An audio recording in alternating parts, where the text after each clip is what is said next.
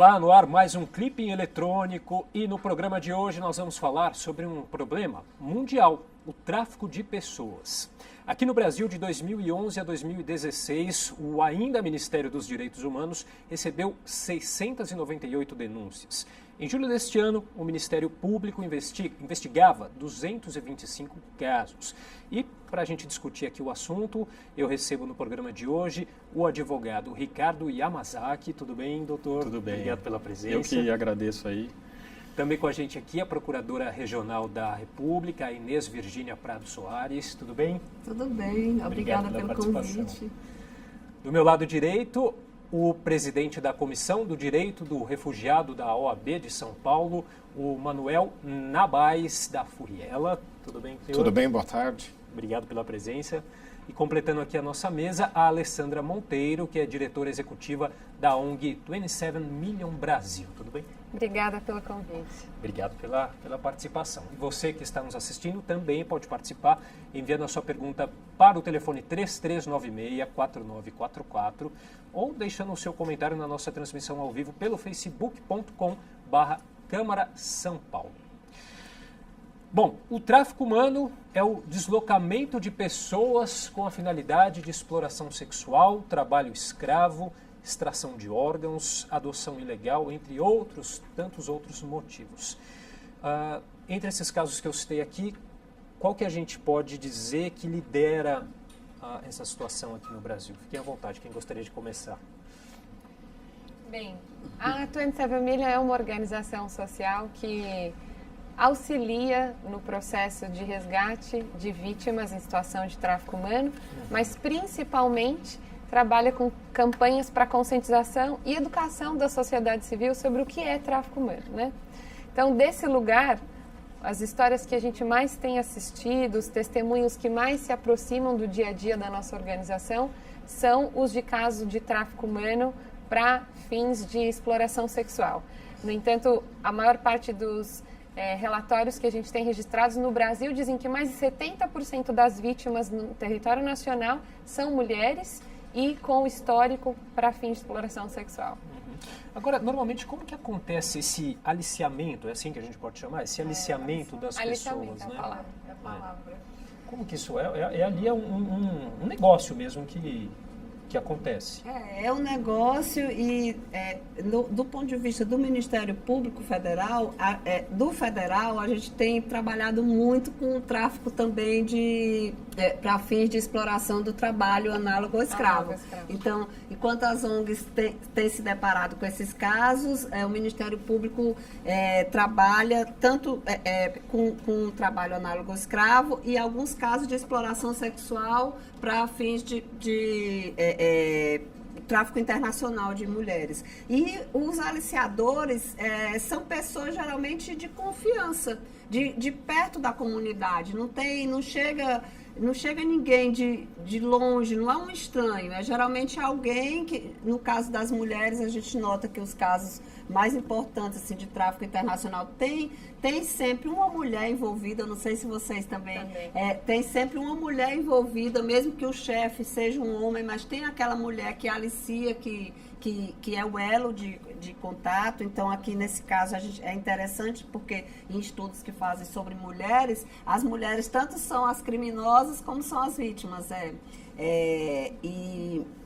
E muitas vezes elas são aliciadas para outros trabalhos e acabam, principalmente para trabalhos criminosos, né, como tráfico de drogas, e acabam sendo também vítimas de tráfico de pessoas. Então, elas são, ao mesmo tempo, criminosas e vítimas. É uma situação super complicada. Acho que isso é muito interessante que a doutora Inês fala, do ponto de vista de que normalmente quem alicia, normalmente ou já foi vítima ou tem alguma relação de proximidade. Então, como ela disse, normalmente as mulheres que aliciam, normalmente aliciam outras mulheres, como a gente também tem casos de algumas nacionalidades, como os bolivianos, que aliciam outros bolivianos. A gente tem casos de homens que aliciam homens com a perspectiva de jogar futebol fora. e acabam levando esses adolescentes muitas vezes para não jogar bola, mas para o trabalho escravo. Então, a gente tem realmente essa relação entre quem comete o crime normalmente possui uma relação de gênero ou com alguma característica da própria vítima. Né? Eu tenho uma notícia aqui até do jornal o Globo, que saiu em abril, que mostra que aumentou nos últimos 2 anos o tráfico de pessoas. E aqui ele cita aqui os estados onde esses crimes mais acontecem, né? O líder na origem das vítimas, Minas Gerais, que foi de 111 para 432 casos. Alta também no Paraná, de 4 para 57, Amazonas de 1 para 9 e o Ceará de 4 para 5. Já São Paulo e Goiás apresentaram aí uma queda até significativa, aqui em São Paulo de 249 para 96 casos e de Goiás de 310 para 116. E a gente conversava aqui antes de começar o programa, a dificuldade, um problema que é no Brasil a organização desses dados, né? Passa a palavra para o senhor ainda, falou. São várias entidades que são responsáveis ou que acabam recebendo, né, esses estrangeiros aqui no Brasil e tentam identificar se trata-se de refugiado, asilado, se é uma pessoa que veio ao Brasil, foi trazida para cá pelo tráfico, se é um imigrante regular. Né? Inclusive são conceitos que a legislação atual vai melhorar o nosso entendimento. E esses dados que você trouxe, também é bom a gente deixar claro que, na verdade, essa evolução, às vezes, é uma melhora do diagnóstico, da identificação. Um caso que eu acho que é interessante, né, uma das suas primeiras perguntas foi de casos notórios aqui no Brasil a respeito dessa problemática do tráfico de pessoas, é o dos haitianos. Sim. Eles acabaram vindo em larga escala aqui para o Brasil. A gente não conseguia entender exatamente por que eles entravam pelo Acre, já que a maior parte deles buscava o Sudeste, principalmente São Paulo, como seu destino final, buscando melhores oportunidades de trabalho. Mas, na verdade, por que eles entravam pelo Acre? Porque eles se utilizaram de uma rota internacional de tráfico de pessoas.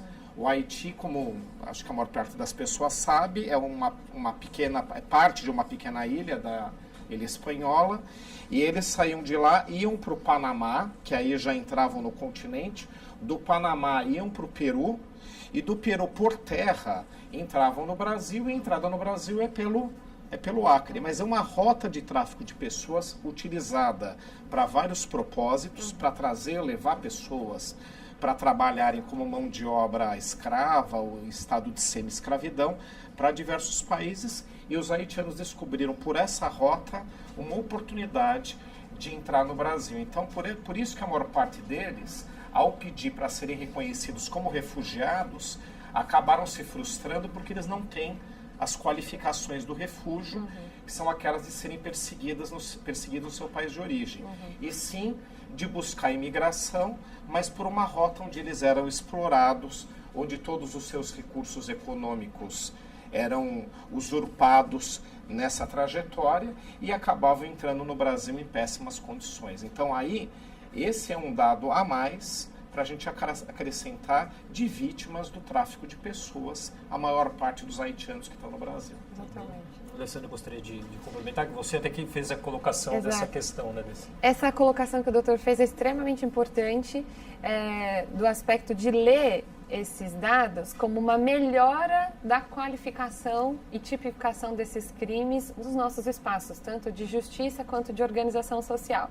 A lei mais recente que a gente tem no Brasil tratando o tráfico humano é agora recente, do ano de 2016, aprovada no Senado, que passou a tipificar tráfico humano para além do tráfico de pessoas para fins de exploração sexual, também os fins de mão de obra análoga escrava e outras que a gente assiste aqui no país. Então, quando a gente olha os relatórios, e essa é uma cultura que a gente luta no Brasil para ser melhor, para dar melhores condições de enfrentamento dessas causas, é a organização dos dados. Então, a gente vê quedas em São Paulo desses índices, mas na prática, no dia a dia, tanto dos tribunais quanto do Ministério Público e das organizações sociais, talvez não necessariamente a queda do crime esteja sendo percebida e avaliada por nós durante os dias.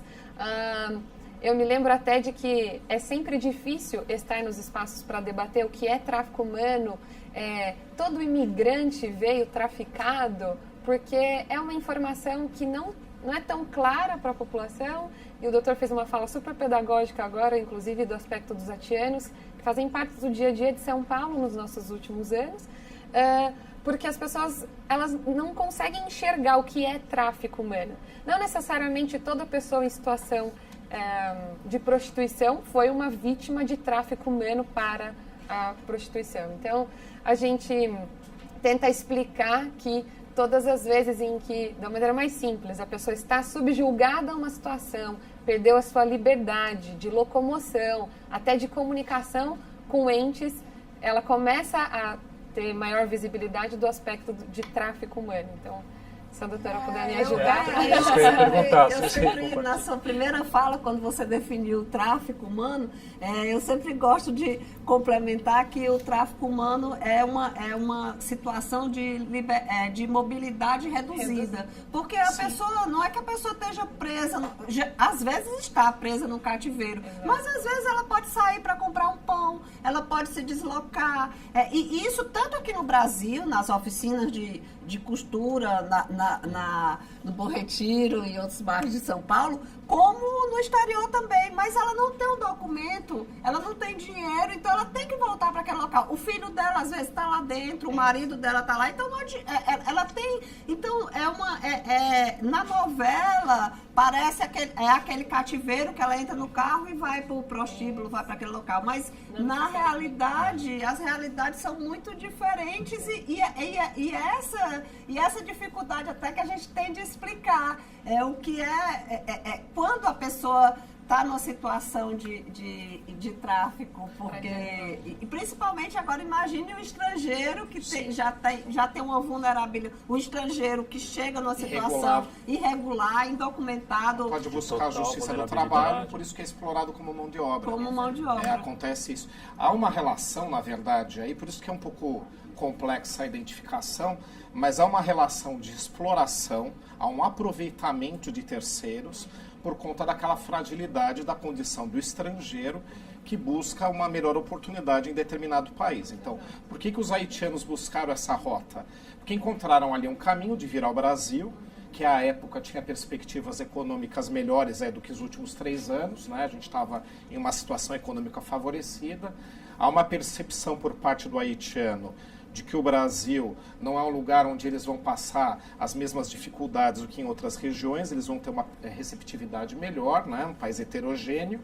Isso tudo os atraiu e eles queriam buscar um caminho. Que caminho buscar para vir ao Brasil? Alguém ofereceu a facilidade. Olha, temos uma rota internacional, mas você vai ter que pagar o valor X.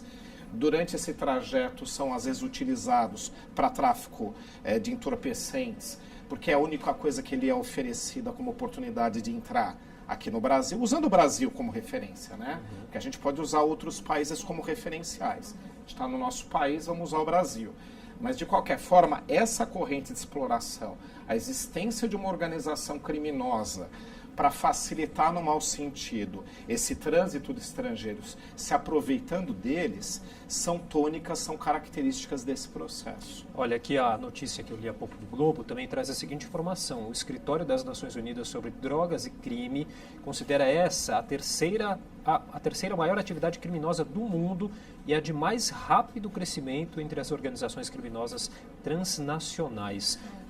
Por quê? Inclusive, acredito que essa falta de dados mais reais poderia até a gente duvidar que fosse a terceira e poderia até ser a primeira. Eu acredito que essa ausência de dados mais reais, até por ausência dessa percepção da população em saber o que é real o tráfico de pessoas, faz com que a gente não saiba, inclusive, se não é o primeiro mercado. O que faz com que, inclusive, você disse de negócio no começo do programa, me preocupa também o fato de que só há esse negócio porque tem gente que consome isso também. Isso é uma preocupação que muitas vezes a gente acaba, eu acho que sim, claro, como maior importância o tratamento da vítima, mas também essa lei última faz com que a gente também tenha um olhar para a repressão de quem consome isso, né? Que é um outro aspecto do tráfico de pessoas, que é quem consome esse ser humano, né? E aí as punições são para quem realiza o tráfico, para quem consome. No caso da pessoa, aí não sei se a gente pode até dizer vítima, mas que está sendo usada ali como a exploração sexual, por exemplo, e ela, com consentimento, ela também pode ser vítima e punida por isso ao mesmo tempo? Como que... A grande tônica. A tônica mais complexa sobre Só um detalhe antes que a doutora Inês complemente com propriedade. O fato é que quando a gente fazia algumas ações, diligências práticas em alguns ambientes como esse, a gente tinha duas percepções. Primeiro que nas linhas de costura, por exemplo, os vizinhos reclamavam do barulho das máquinas, que eram 24 horas o barulho, não porque poderia pensar que existia o tráfico. Da mesma forma, algumas vítimas de casos de exploração sexual ficavam nervosas do fato de que a gente estaria ali atrapalhando de alguma forma a forma dela de ganhar um sustento, né? São condizentes com aquela situação. Você colocou, será que a gente chama de vítima? É uma das questões. Quando elas estão no acolhimento, geralmente você trata aquelas pessoas como pessoas em situação de tráfico. Por quê? Porque elas não se veem como vítima. Elas dizem, eu fui porque quis. Aí eu começo a responder essa segunda pergunta. Elas dizem, mas eu fui porque quis. Eu dei meu consentimento. E o que é que a gente tinha antes dessa lei de 2016? Que o consentimento não importava. Não importava o consentimento. Se você era deslocado para outro local, deslocado para fora mesmo, você ficava sem seus familiares, sem uma estabilidade. E aí, o deslocamento é um elemento importante na análise. E se você, mesmo com seu consentimento, se você tinha essa mobilidade reduzida, você estava em situação de tráfico. Mas a lei de 2016 coloca o consentimento, que o consentimento descaracteriza o crime. E aí nós estamos nesse pé de discussão atualmente. Cria um impasse. E principalmente no exemplo que você deu sobre a exploração sexual, como organização social, a gente recebe às vezes o pedido de pessoas em situação de exploração sexual que, quando foram traficadas, no seu processo de trânsito, elas tinham todas as características de vítima de tráfico humano. Após determinado período sob a exploração sexual, a partir de um consentimento para sobrevivência ou outros elementos que foram decorrentes desse período em que ela esteve naquele local, você desfigura a parte do que inicialmente era plenamente tráfico humano, mas a partir desse momento ela já com residência, filhos matriculados na sua escola, não tendo tido a iniciativa, por inúmeros motivos, transtornos psicológicos e outros, de procurar uma outra iniciativa e ter se mantido na prática da prostituição, diante dos processos, dos tribunais, fica muito mais difícil que você continue tipificando aquela situação como tráfico humano. Então, o que eu quero dizer com isso? Algumas situações específicas para o fim de exploração sexual iniciam-se com todas as características de tráfico humano, mas determinado tempo depois, com o consentimento e outros elementos, despetifica. Você não pode mais dizer que é uma o enquadramento confusão no consentimento. Ninguém consente ser explorado, né? É isso. O ponto não é esse. A pessoa consentiu em entrar em um procedimento, em passar por uma situação para fazer com que ela chegue ao destino final, que é o país, o Brasil, para trabalhar aqui. Então, houve um consentimento em vir para cá. Havia, às vezes, um consentimento em receber uma remuneração baixa, porque geralmente eles já sabem né, o quanto vai ganhar e é melhor do que a situação que eles têm no país deles. Mas óbvio que não há um consentimento em serem explorados ou em passar por toda uma série de situações no trajeto, tá certo, com desrespeito aos seus direitos humanos. Então, o consentimento que a legislação prevê, e eu também concordo que nesse quesito tinha que melhorar, é um consentimento, tá certo, na finalidade. Então, quando a gente fala em tráfico de pessoas, sempre a gente imagina que você foi obrigado, você foi capturado, você foi levado à situação, aquela mulher foi levada a se prostituir e não era o que ela imaginava. Isso também acontece.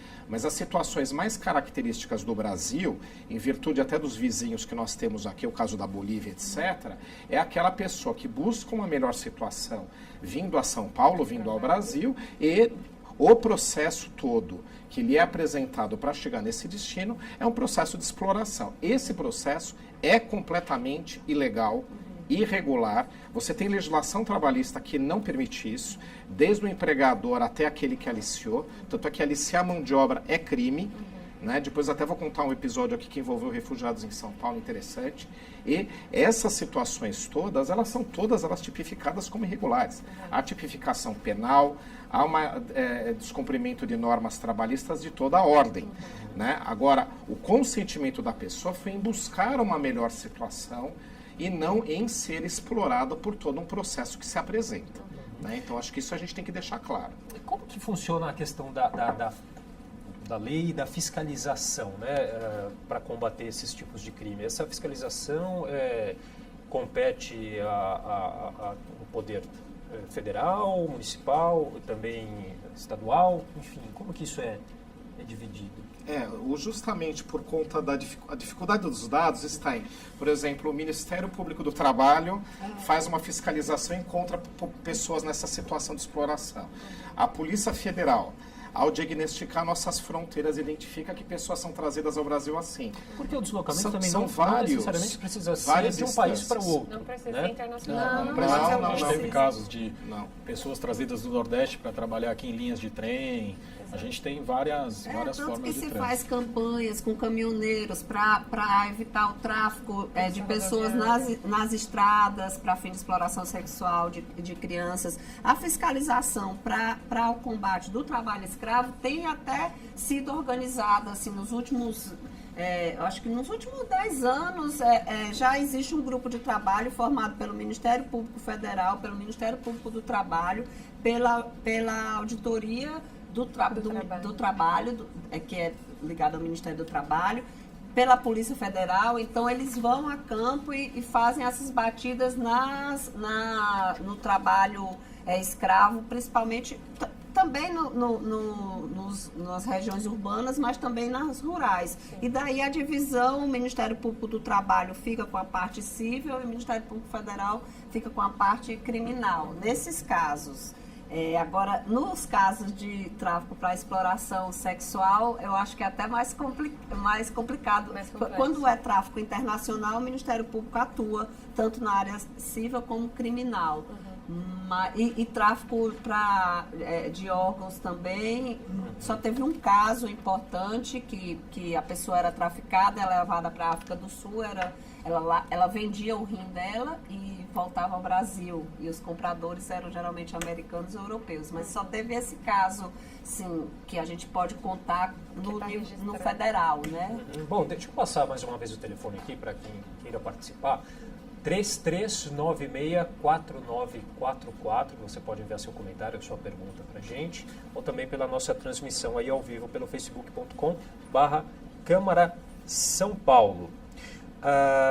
Há também está aqui inclusive na notícia aqui do Globo que eu li, um certo sucateamento em relação às políticas públicas necessárias para trabalhar tanto nas campanhas, na fiscalização desses crimes.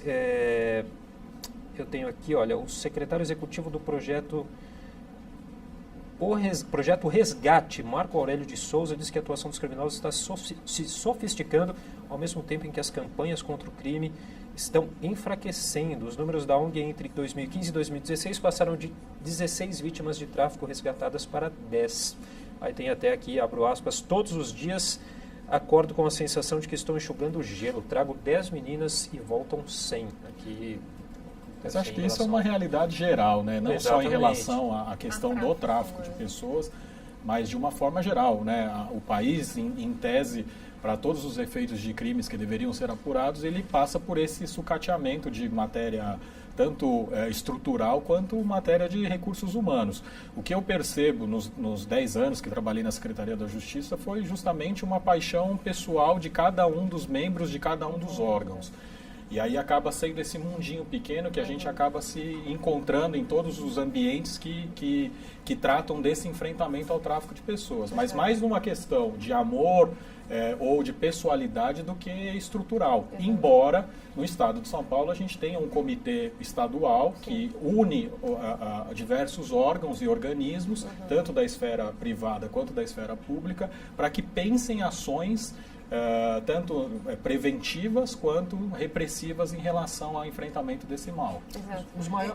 E esse debate, e esse modelo criado pela Secretaria de Justiça de São Paulo inspirou também o modelo federal. Então, Exatamente. atualmente, há também, na Política Nacional de Enfrentamento ao Tráfico, um órgão, um conselho que é representado por vários órgãos e que, bem ou mal, está lá e procura fazer o melhor. Então, assim, eu acho que em termos de estrutura, a gente avançou bastante. Assim, é porque tem um ser humano aí que está sendo vítima todo dia, mas se fosse colocar no papel toda a estruturação nos últimos 10 anos, se construiu muita coisa, O fato de aparecerem mais dados, vamos deixar claro novamente aqui, isso não significa que o problema é recente ou necessariamente que aumentou.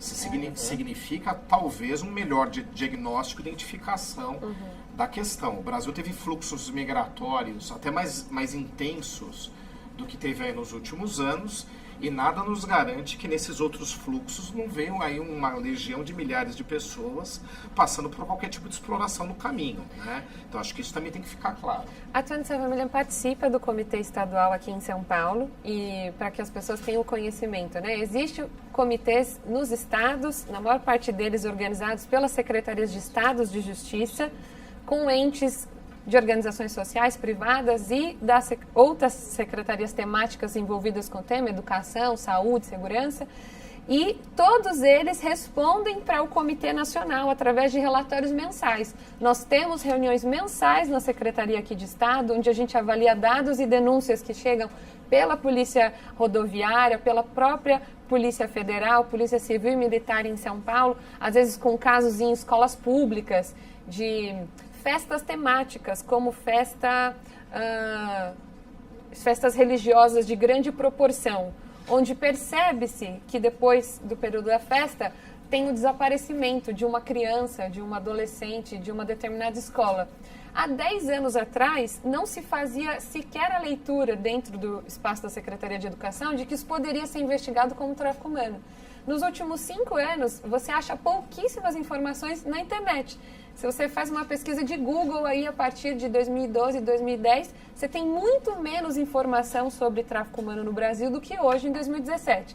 Então, voltando à colocação que você faz sobre as estruturas, os dados eles começam a aparecer, ainda que difusos dentro dos departamentos específicos, mas a gente hoje tem mais dados porque se tomou mais consciência de que tráfico humano existe. Se você for estudar os processos que estão em tribunais tipificados como tráfico humano para mão de obra análoga escrava, por exemplo, talvez existam 2 ou 3 específicos que foram até o fim do seu processo julgados como análogo escravo. Então, é uma temática nova para os nossos tribunais, é uma pauta de ativismo social nova para a sociedade brasileira, porque é um crime invisível. O tráfico humano está na roupa que você veste, a etiqueta que você não sabe quem produziu, está na comida em que a gente come, da fazenda que tem mão de obra análoga escrava e a gente não tem certificação. Então, existe toda uma cultura de certificação e fiscalização na indústria alimentícia, na indústria têxtil, que não é do conhecimento do consumidor final, que acaba participando do nosso dia a dia e dificultando esse diagnóstico. E aí tem um ponto que eu acho que é essencial, que é a questão da denúncia, né? Como que as pessoas podem fazer para denunciar? É da prevenção, não é? Porque assim, um programa como esse, se você pensar, quantos programas você já fez como esses, discutindo tráfico, né?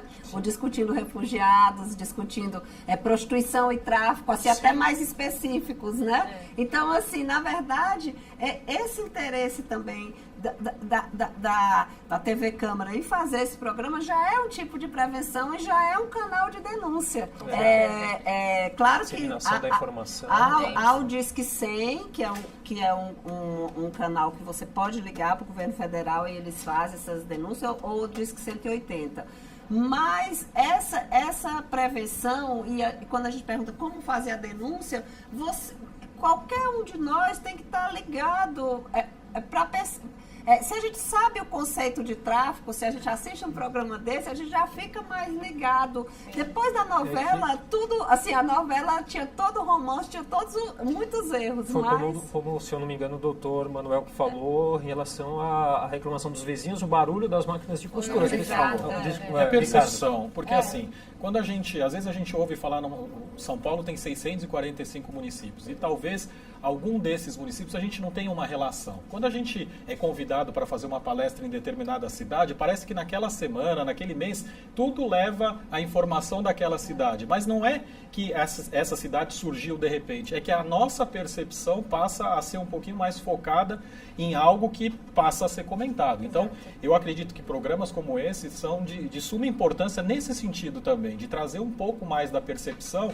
de que talvez um convite de alguém para um filho de um vizinho seja visto como uma possibilidade de um tráfico de pessoas e não só como um convite ou como uma alegria de ser convidado para fazer uma modelagem, para fazer ser um jogador de futebol. É essa percepção que é importante. Acho que é um sinal de alerta. Né? Até porque tem pessoas que ainda acham que o tráfico de pessoas é uma lenda urbana. Né? Exato. Nós estivemos agora no mês de julho, que celebra e faz as campanhas nacionais de enfrentamento ao tráfico humano, que é a campanha do Coração Azul, na Tríplice Fronteira. E um caso muito curioso para nós.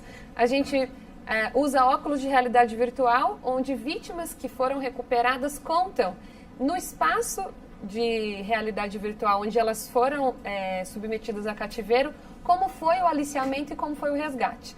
Mais de uma pessoa, ao ser abordada pelos óculos, quando removeu os óculos, disse assim: eu acho que a minha vizinha foi vítima de tráfico humano.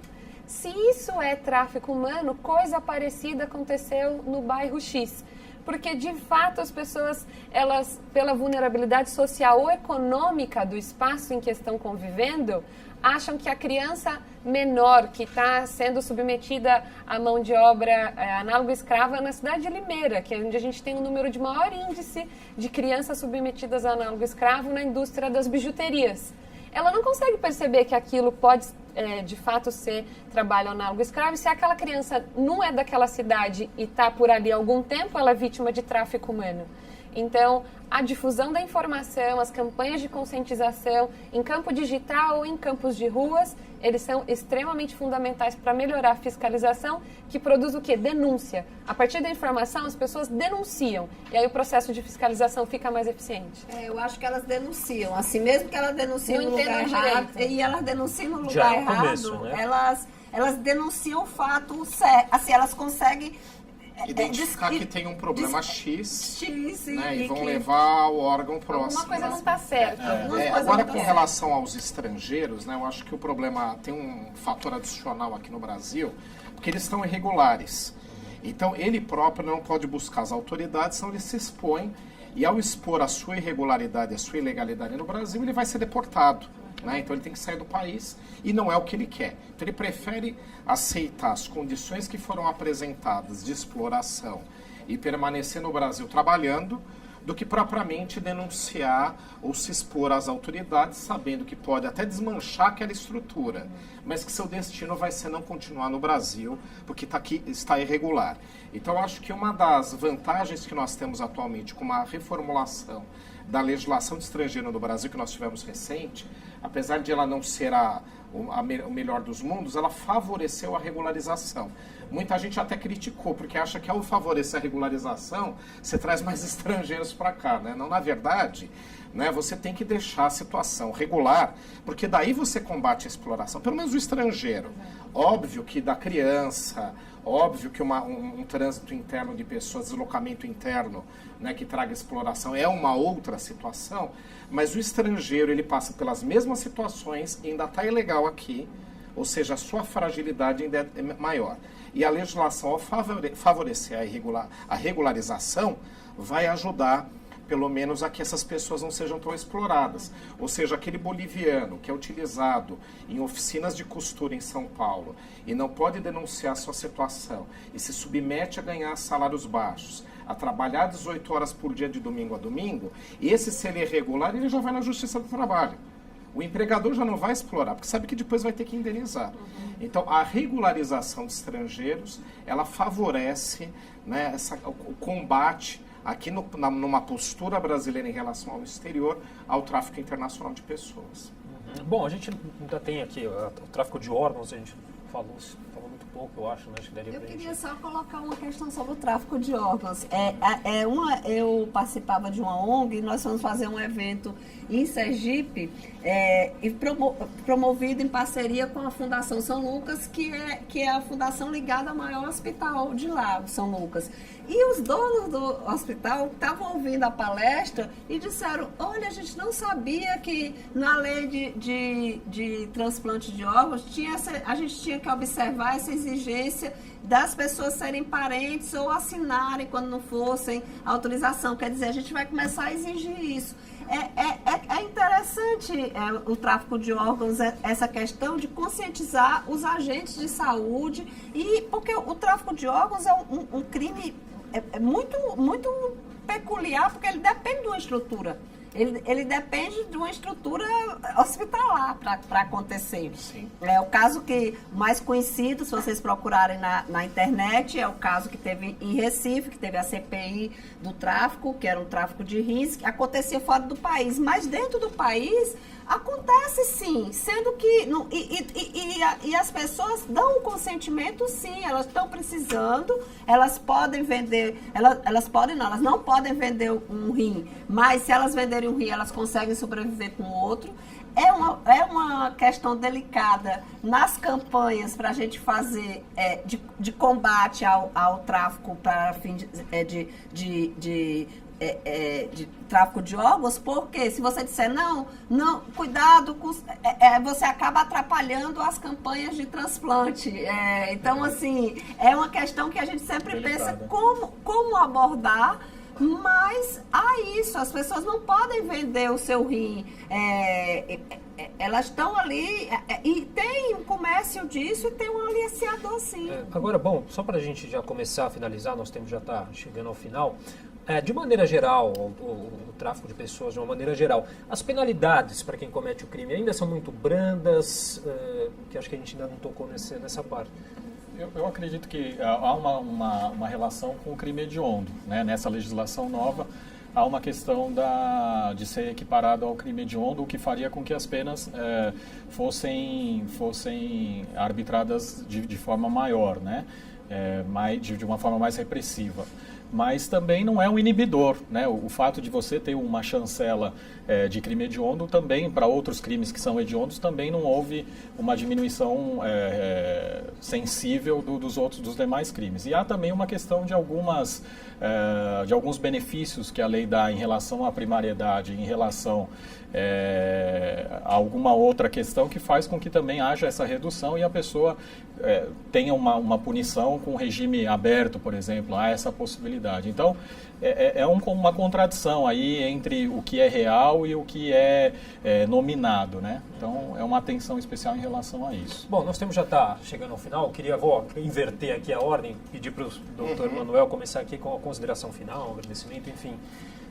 Eu foquei um pouco mais na questão de estrangeiros, né? Até a minha expertise em relação a estrangeiros que estão no Brasil em situação de vulnerabilidade. São os refugiados, aqueles que fogem de guerra, de conflitos internacionais, ou aqueles, no caso aqui do programa do estudo, aqueles que são traficados para o Brasil, para qualquer tipo de exploração, seja ela sexual, exploração como mão de obra barata, ou como uma mão de obra que não vai ter todos os direitos trabalhistas conferidos aqui no país.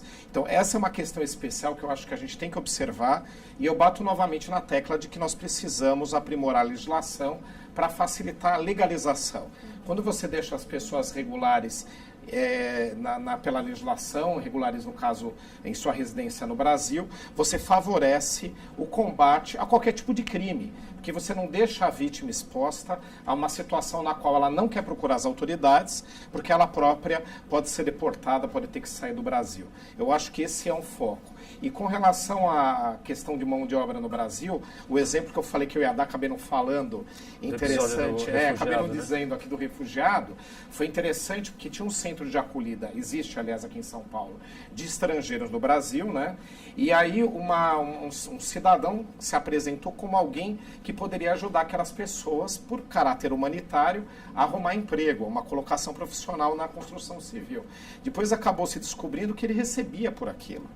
Então ele próprio se beneficiava daquela situação de vulnerabilidade.